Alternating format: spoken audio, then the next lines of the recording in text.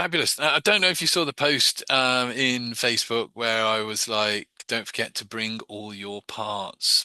All will be revealed. Um, and that's because we're going to look at the concept of parts, both within NLP and hypnosis today. And but before I even explain much about it, other than we all have parts.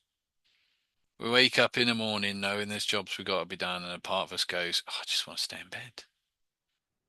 And we look at those jobs when we've had a cup of coffee or tea, and we go, oh, part of me wants to go out instead. And there's a part of you going, yeah, but I really think I want to get that job done. And you go, no, I don't want to do it. We have parts, but we'll go into that. So what I'm going to ask you to do is, oh, I'll wait for Sally to get the tech connected.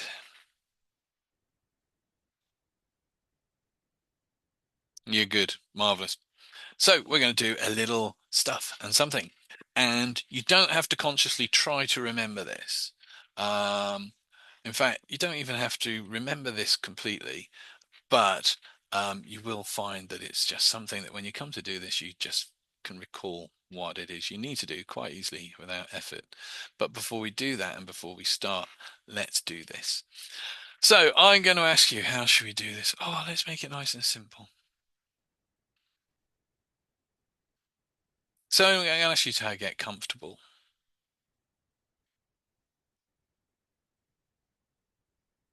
And should we go old school? Let's go old school. I'm going to ask you to, you know the drill. I basically want you to end up with your hands like this. Fingers locked together, index fingers pointing up to the ceiling. And actually, Anne, can we have the camera on possibly so I can see? Because it helps if I can follow. That's awesome. Oh, there she is. You got it. Marvelous.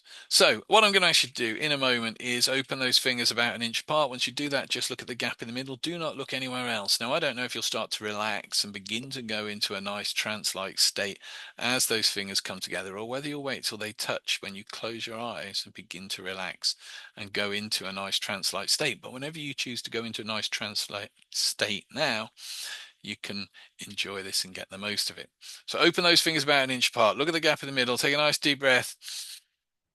And as you're breathing out, just allowing those fingers to come closer and closer. When they touch, and they will touch, just allow your eyes to close. That's right. Wonderful. Fabulous.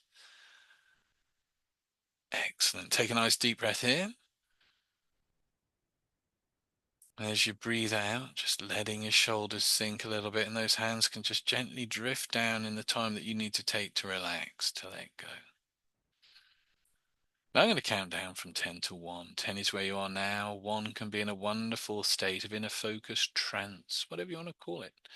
But my words will start to become more your reality. The things I say you can think, you can think. Things I say you can hear, you hear. Things I say you see as you relax down with each breath. And there's nothing to do, just relax. The more you relax, the better you'll feel, and the better you feel, the more you can relax now. With every count, that's 11, letting go, relaxing. 10, easily drifting down into a 9, relaxed state of mind. 8, with every breath you take and every word that I speak can start to become automatic. You do not have to think about this, just relax. 7, drifting down through time and space. To 6, easy and effortless, nothing to do, just relax. To 5, and 5's that wonderful, wonderful midway point, that tipping point, that place of balance. And I don't know whether you'll choose to step into that wonderful hypnotic state as I count down further, or whether you'll wait until we get to 1 before you go into hypnosis now. But whenever it is you go into hypnosis now, you can enjoy. That's 5 to 4, letting go, drifting deeper. 3, with every breath you take, every word that I speak, just focusing within. Down to 2, all the way to 1. That's right.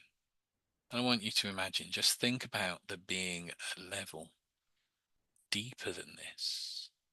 And just imagine, however you do that, The essence of you just drifting down to that deeper level,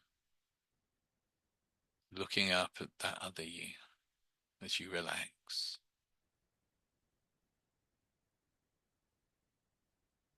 And discovering that there's a level deeper than that, and that you can drift down another level, looking up at you, looking up at you, looking up at you.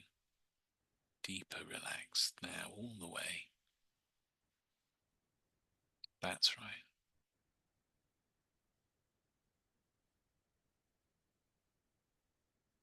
As you continue to relax and listen to my voice,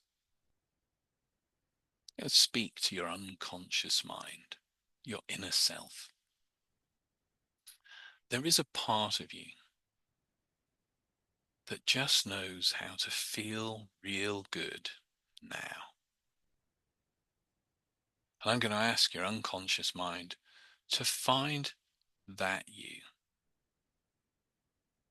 Find that you that just knows how to feel good now. And when that unconscious mind, your unconscious mind, has found that you, I'm going to just gently nod the head to let me know. That's wonderful. That's it. That's great. And I'm going to ask the unconscious mind to hand control of the signaling and the communication over to that part of you that just knows how to feel good now. And when that part has complete control of that gentle nodding of the head, to let me know by gently nodding the head that it's ready to continue. That's right. That's wonderful. Fabulous. So, I want to thank that part that just knows how to feel good for communicating, connecting with me today. And I want that part, not just for now, but for the rest of the week, to sit in the director's chair, so to speak, to allow you to just feel good through everything you're doing this week. But I also want it to let you know now that it's there and working powerfully for you. So I'm going to ask that part to access a wonderful memory, something you've done, something you've achieved that will make you feel good now. And when it does that, to allow it to do whatever it needs to do, let you see whatever you need to see, experience whatever you need to experience, to allow you to feel good now. And as it does that, maybe you just notice that feeling, wherever that is, of feeling good now. Maybe it makes you smile, and maybe it makes you feel good. But asking that part now to do whatever it needs to do, so no matter what challenges you have this week, you can feel good now and every moment that's then and there.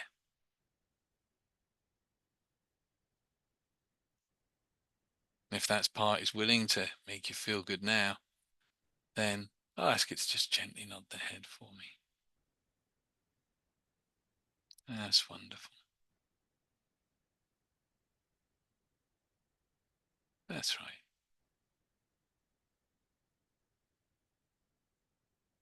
So I can give that part just a few moments in silence to really do what it does best, to step forward into that director's chair and begin to make you feel good, better than when you started, and to allow you to feel even better by the end, and to feel good for the rest of the week.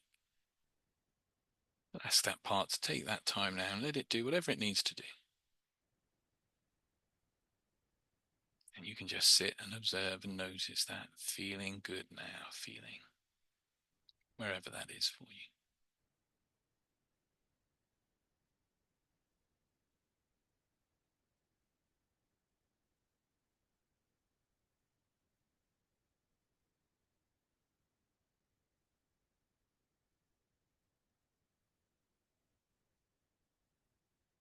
That's right. So I'm going to count from 1 to 5. 1 is where you are now. 5 will be eyes open, wide awake, back here, bringing that feeling and having that part of you that knows how to feel good now with you for the rest of this session and just there for you for the rest of this week, making it a really good week. no matter what the challenge. That's one, coming back. Two, to feel good now. Three, take a nice deep breath in. Ah, breathing out, smiling. Four, coming back. And five, eyes open. Have a stretch. Feel good. Wonderful. How's everyone feeling right now? Tired, yeah, that's the relaxation bit. Fabulous. So, what are we doing here? This is, and never underestimate the power of parts work. You can use parts with hypnosis, like we've done here, where you take in on the trance, you connect with that part, you can instruct that part. You can do it in NLP where rather than doing the formal ritual of induction, you can literally say to somebody, okay, I don't say someone's got a bit, say someone feels a bit stuck. They're kind of, oh, I've got this bit of a problem. I don't know what to do. Okay, there's a part of you that doesn't know what to do, right? There's a part of you that if you imagine having done the thing, knows what to do, right? And people will be like, yeah, you okay? So I just want to speak right now to that part of you that when you imagine you knew what to do and you've done it, knows what you did to get where you need to go. And then you can have a conversation with that part. So what we're working with is it's either known as parts or parts work. Sometimes they're called ego states. Sometimes people shorten that to just states or sub personalities, or simply the different yous that show up in different moments of your life. And this happens to all of us. We are not one person, one personality. We have many states, many personalities that allow us to deal with different situations. We're not single, we're not fixed self. We are a whole collection of selves, different voices, different energies, different states, each with their own gifts, preferences, and fears. There's a part of you that loves stillness. There's a part of you that wants to be productive. There's a part of you that gets anxious before doing something new, and maybe another that feels excited at exactly the same time. However, only one of these parts can be fully in charge, which is what I referred to as the director seat, or some people will call it that the part is in the executive at any one moment. I've always found that a bit awkward. I prefer the director's seat myself, but in the executive, the part is in the executive, the part is in the director's seat, just means that part of you is in charge. So if you've got a job, when you go to work, if you're on it, that part of you that is that working you that knows your job is in charge. But when you get home and there's different things to do, a different part takes over so you can do those things that you have to do. Um, so the part of you that's here listening now, that's one part. Tomorrow, when you're doing some cleaning, talking to the dog, that will be another part. And a little bit like a classroom full of kids, some parts are really loud and demanding, and others are quiet and rarely speak up. And some are still stuck in the stories from long ago.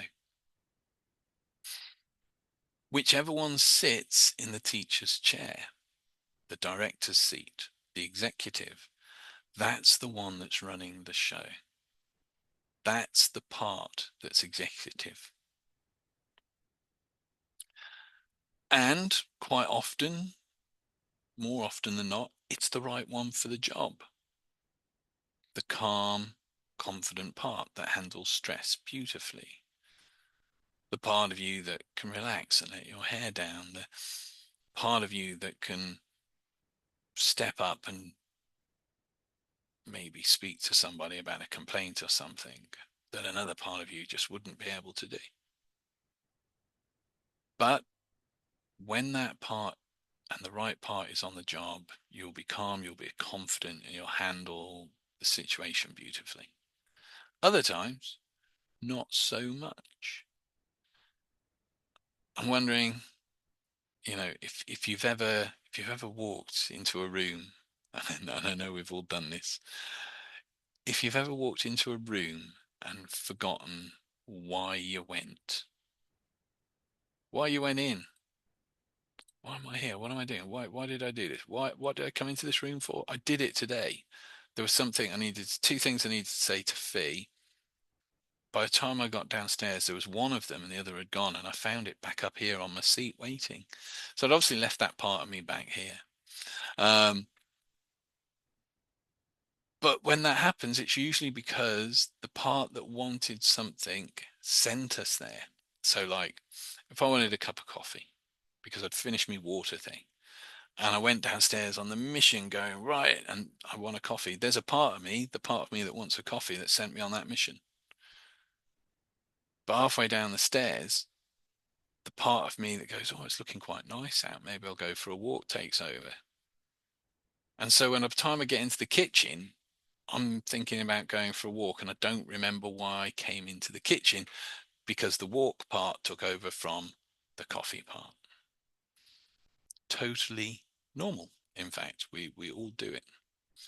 Is that all making sense so far? I have got this as a printout for you. It's just the exercise bit that we haven't. Um, good, good.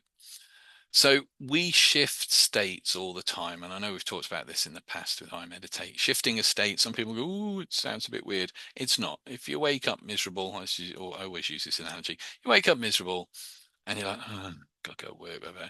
And then you get a phone call from a friend you've not heard from for a while, and you have a chat for 20 minutes. You agree to go and have a drink somewhere. And by the time you leave the house, you're like, oh, that's ace. I heard from them. You've shifted state. You're no longer that you that was all a bit grumpy and, oh, I've got to go to work. You're the, oh, great. That was wonderful catching up with so and so. Let's see what the day brings. So you've gone into the more positive you. So we shift states all the time. The key, and this is what starts to change everything, is becoming aware of which part is currently in that director's seat. It's mindfulness, it's awareness, but being aware of which you is driving the car, so to speak. Because if you can begin to identify which you is running the show, which you is in the executive,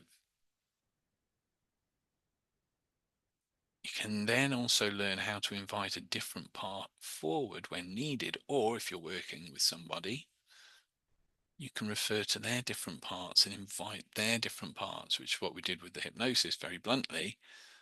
We say, right, there's a part of you that knows how to feel good. I want that part of you to be in the chair now. I want that part to be running the show. I want that part to make you feel good. And I wonder how good you will feel by the end of this and as the week goes on. You don't get rid of parts, you listen to them.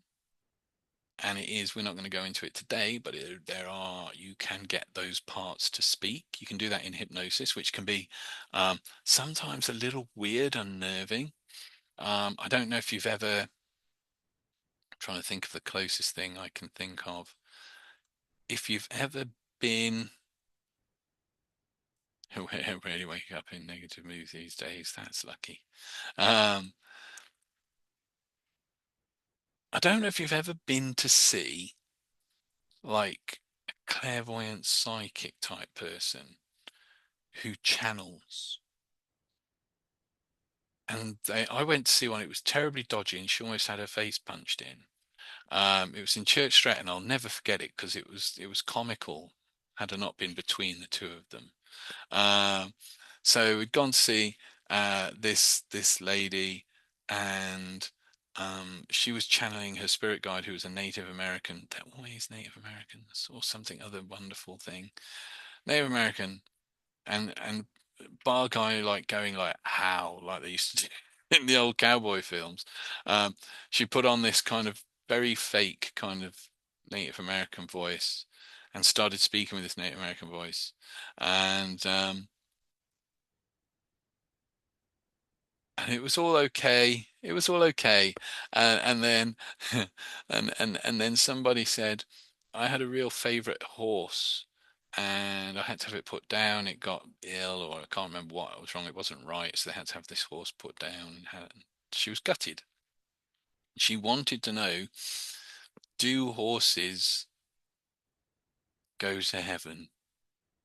And the Native American turned around and said, no, they just spend eternity in purgatory. Well, if you want to see someone get off a chair really quick and about to thump somebody, tell them their favorite horse that died is going to spend its age in purgatory.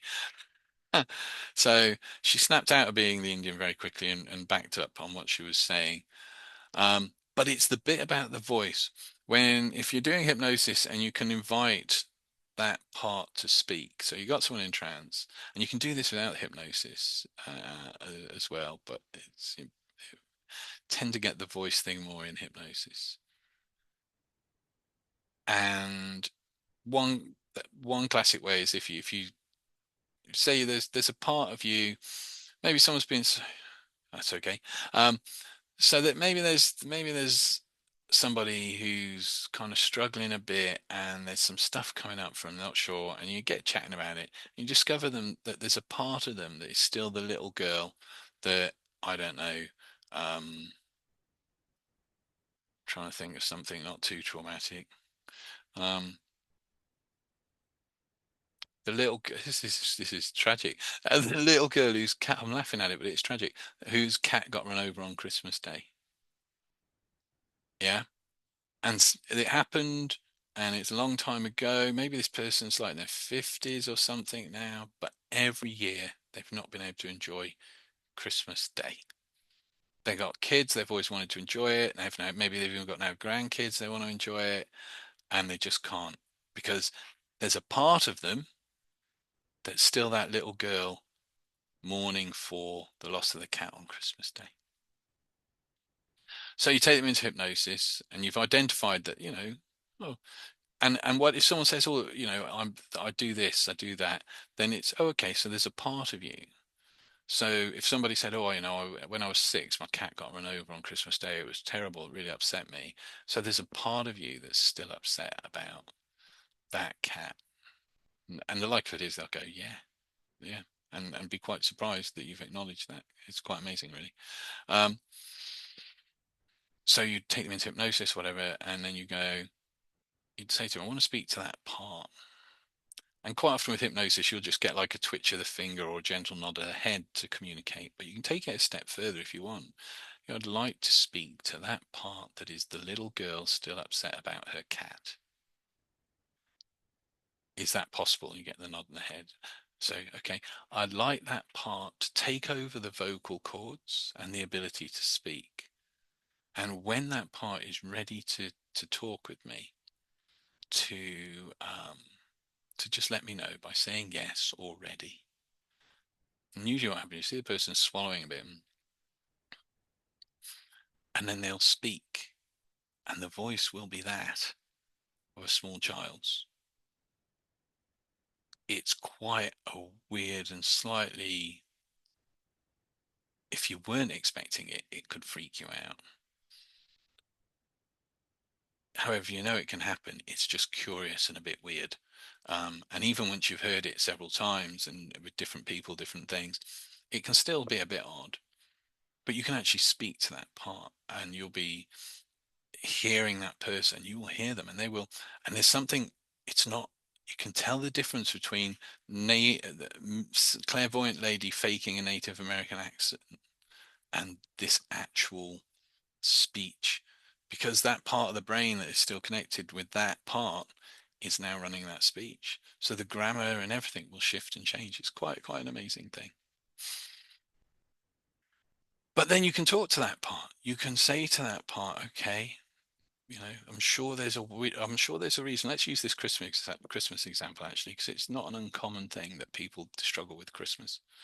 So you've identified the person they're talking and you're speaking. You can either be doing the nods or whatever. If you're doing the speech direct, you would actually say, I behind every action, behind every behavior is a good intention. It's usually to look after us and keep us safe. I'm wondering why it is that you're still allowing Christmas to be the way it is. And that person will speak.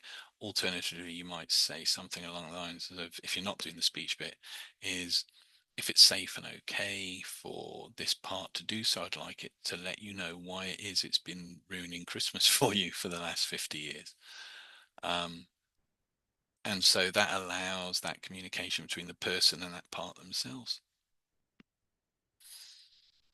And then you'd explain to that part that, really appreciate and thank you for all the effort you've gone to over these years to try and keep this person safe, but it's time to move on. And what works for us in the past doesn't necessarily work for us now. And then you can invite that part to find lots of new ways of being that will still meet the good need behind the behavior, but allow it to move forward and to move on from it. And once it's got that, you can get the signal, or if you're communicating, get it direct. And then you ask it to integrate that, to take that on board, to make it part of who they are now. So as whatever the problem was is no longer there, and this new possibility is in place. When you do that and you work with someone with parts, the difference from before the session to after the session can be short of almost miraculous.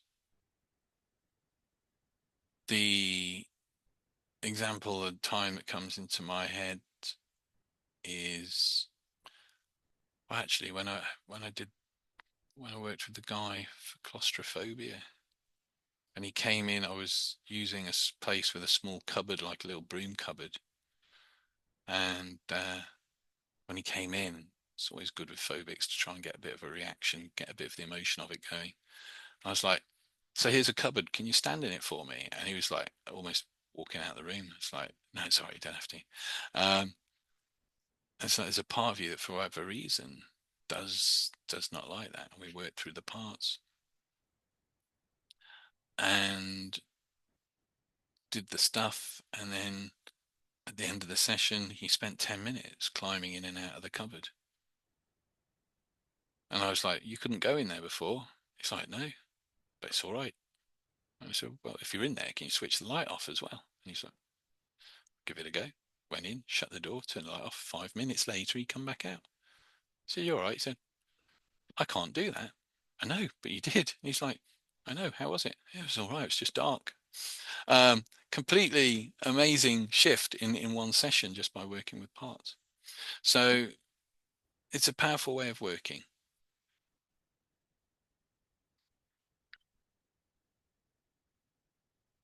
Where are we up to? I digressed, you see. So yeah, we don't get rid of parts. We listen, we integrate, we take what the old behavior is and somehow correct it. Usually that's by asking that part to say, look, this is obviously this behavior, this way of being is fulfilling a need.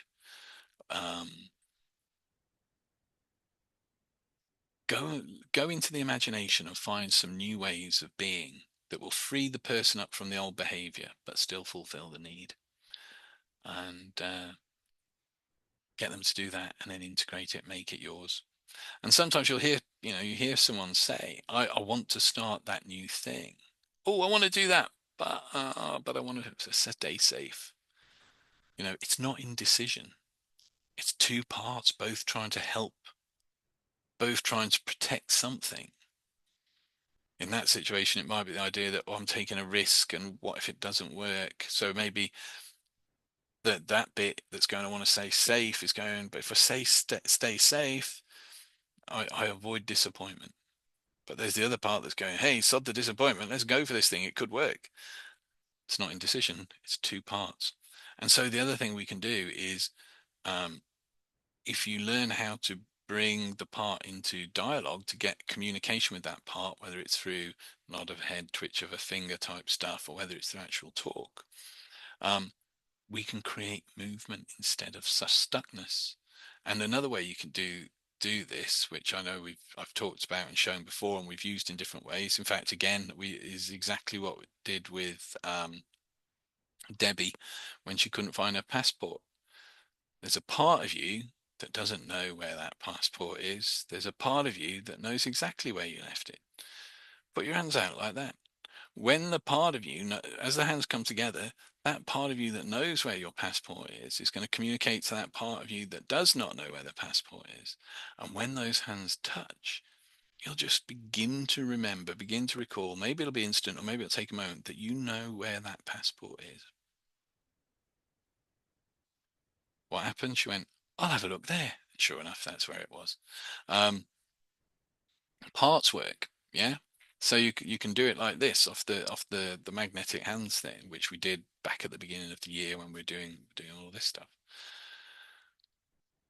And so there are lots of ways you can work with parts, and sometimes that's just literally, well, it is literally just limited by your imagination. Anything can become a part. Um,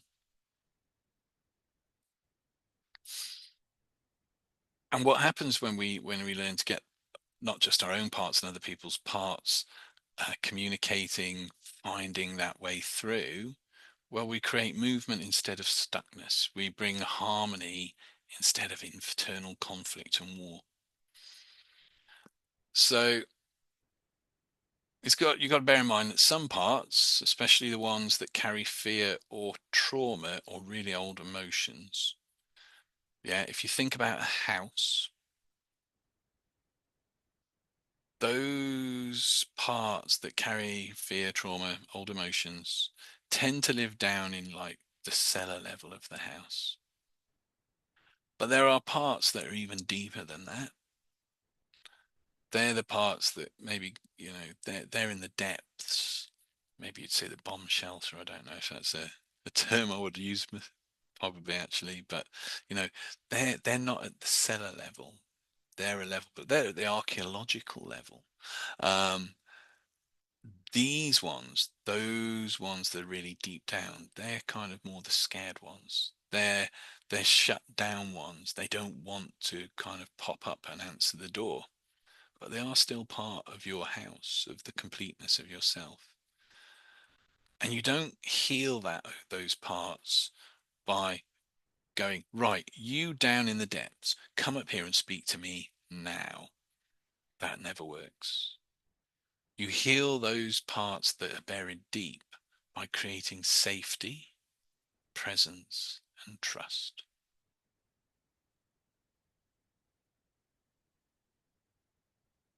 So you literally, you kind of, to get a bit biblical, you meet them where they are.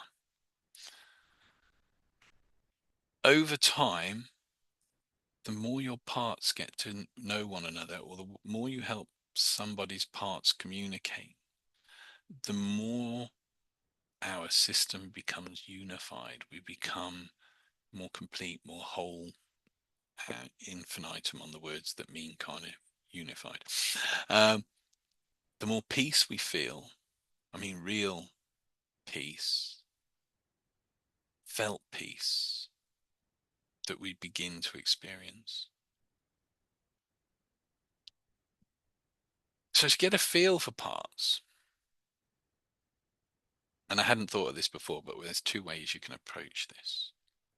We're going to pair up. There's four of you. That works very nicely. Now you can either go for a quick induction, which could be, take 3 deep breaths as you open your eyes, close your eyes on the first breath, feel yourself relaxing, open your eyes. A little less on the second breath as you breathe out, just relaxing even more now. And on the third breath, open your eyes just enough, just to see. And as you breathe out now, just sleep, relax, go deeper, deeper, that kind of thing. Taught them into relaxation. Doesn't have to be too long. You're basically trying to get them to focus inside.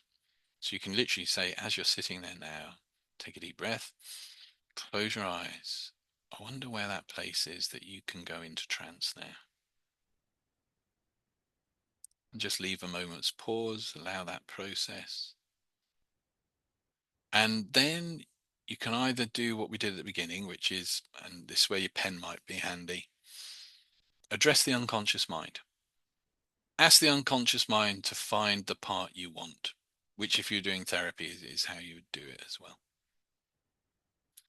Ask the unconscious mind, say, I'm speaking to, let's imagine it's Anne. Anne, I'm speaking to your unconscious mind.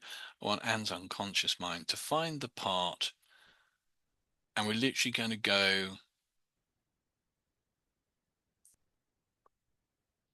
I think go again with that part that makes you feel happy. It's more about getting the feel of what we're doing. Or that part that makes you smile or something like that. Something nice.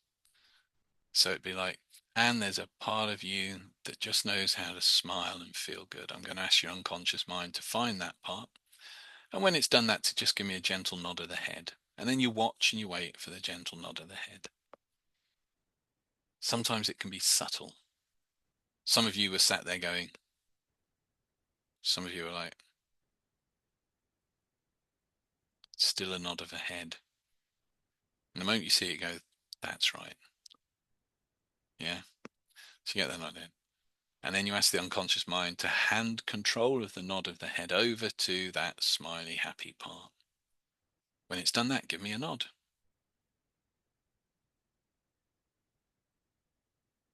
Then you speak to that smiley, happy part. Thank that smiley, happy part for all the times it's made and feel good.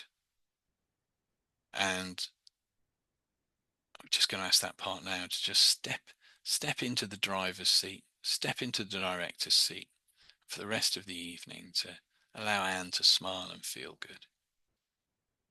And maybe when she wakes up in the morning as well.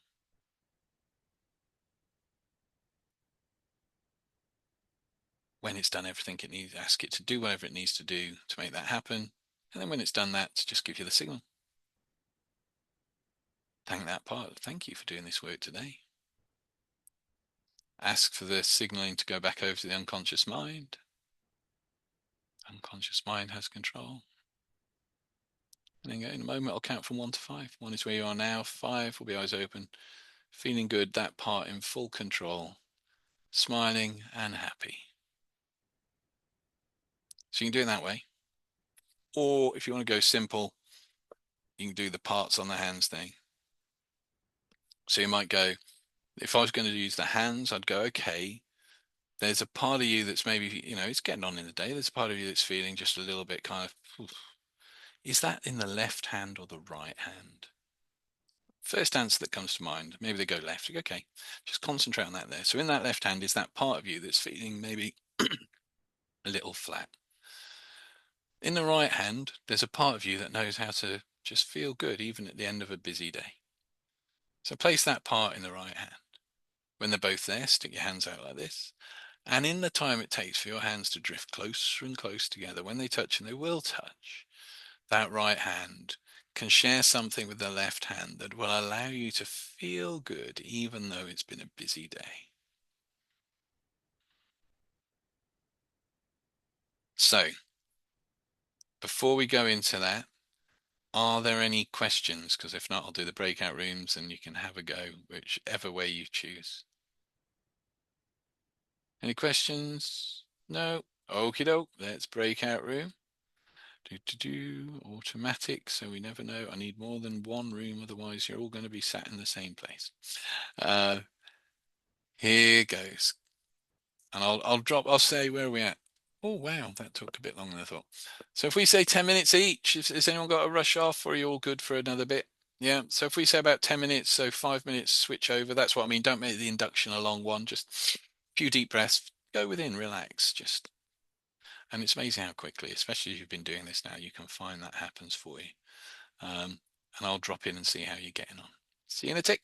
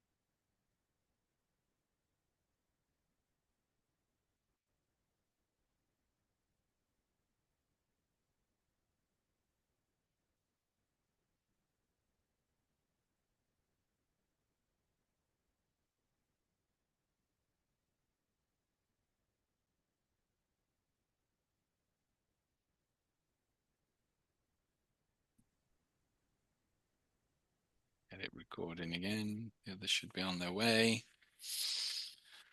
Yeah, no, that was sounding really good, really good. So Well, I thought I wanted to have a go at something that a yeah, bit more specific, something different. yeah, no, it's really good. Wonderful. Everyone's back. So that is a dipping the toe into parts work. You can use it for self-hypnosis. We've just briefly mentioned that, where you would set your self-hypnosis session up. Has everyone gone through the self-hypnosis stuff that's in the thing? If not, maybe we'll touch on it again in the future. Um, take yourself into self-hypnosis beforehand. I'm going to go into self-hypnosis. Um, I'm going to my unconscious mind to access that part of me that will make me more confident in practicing my hypnosis. And I'm going to take 3 deep breaths. I'll close my eyes once I go into trance, just long enough for that part of me to find a new way of being that will still meet the need of the nervousness, but free me up to be more confident in what I do. Take your 3 breaths, close your eyes, drift. And then just allow the trance, or if you have a time limit, give yourself a time within the next 10 minutes or whatever. But just allow yourself to drift, and then as you come back out of it, and I'll emerge back out of this feeling confident and ready to move forward. So you can use it that way. You can use it to help people. Like I say, you can be in a conversation, so you can be chatting to someone and be like, you know, do this every day at bedtime. Brilliant. Yeah, it's great. The self-hypnosis stuff is great for that as well. But you be chatting to someone and they go, "Oh, I don't know, I'm really feeling kind of stuck at work at the moment." There's a part of you that's feeling stuck at work right now. So I'm just wondering what it is, or if that part was to imagine having got beyond that place, what it is that part did to get there now. And it's just getting them to think from a different perspective. So they're not thinking from their perspective that's stuck. Or, okay, but there's a part of you, I'm sure, that kind of could work this out, is there not? And they'll be like, yeah, yeah, okay. So I'm just wondering. And then just start talking as though you're talking to that part. So there's that part of you that knows how to get through this or has got through difficult situations in the past. I guess I'm wondering what is it that part did last time that made you able to get through somewhere where you felt stuck? And they'll be like, oh, well, I did this, this, and this. Okay, and what else was it that allowed that part to get you through that? Well, it was this, this, and this. And suddenly they're talking all the things that they need to know to get them past that stuck place. But whilst they're coming from the stuck perspective, so whilst the stuck them is in the executive, um, they're still stuck. So in the conversation, go, okay, well, there's a part of you that's stuck, but there's that part of you that's kind of been able to get through things in the past. Direct their attention, their awareness onto the part of them that knows how to get through things. And then you're giving them choice, and they will pretty well solve it in that conversation. I can pretty well guarantee that. Wonderful. I mean, you can also try it at the bar. So as you stood there, I guess there's a part of you that's feeling really generous tonight. I'm just wondering what drink you're going to offer to buy me. And they'll go, yeah, yeah, what you want. It's worth a try. Always worth a try. And look for places to practice. Because you can drop this into conversation as well. Fabulous. Before we finish officially, any questions on any of that? Everyone managed to have a go. There is, like I say, there's the general info about parts, and I'll jot down some extra bits about approaches. So basically what we've looked at, either the hands or the hypno bit, and I'll just make that like a recipe book kind of do this, do this, do this, do this. And then you can build around it. Fabulous. In that case,